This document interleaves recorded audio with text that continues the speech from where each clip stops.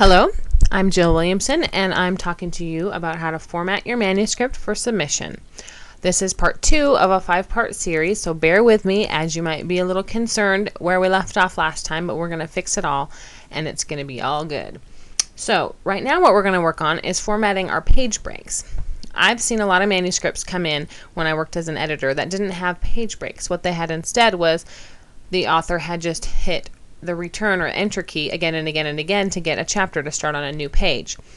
Where we left off with this manuscript, chapter 1 is starting on a new page, but if we scroll down to chapter 2, you'll see that chapter 2 is starting at the bottom of the page that chapter 1 ends on, and that's what happens when you hit the enter key. Sometimes things are weird and they're not formatted the same, so that's where a page break comes in. To insert a page break, you put your cursor at the beginning of the word chapter, and you go up to the insert menu at the top of the screen. Click on insert, click on break, and a little window pops open, and what we want to do is insert a page break, which is already selected, so we just click OK.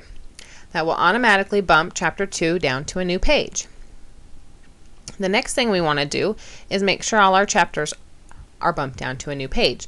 So the way that I do this is I go up to the edit menu and I click on find, and a little window pops up asking me what I'd like to find, and I would like to find the word chapter, so I type it in and I click find next. Well, it found chapter 2, so if I click find next, it will find chapter 3. So here's my chapter 3, which is starting at the middle of the page again, right after where chapter 2 left off. So again, I will go up to the insert menu and I will insert break, page break, and it will bump chapter 3 down. I'll continue to do this until find next, until all of my chapters are starting on a new page. Here's chapter 4, insert, break, page break. Chapter 4 is on a new page.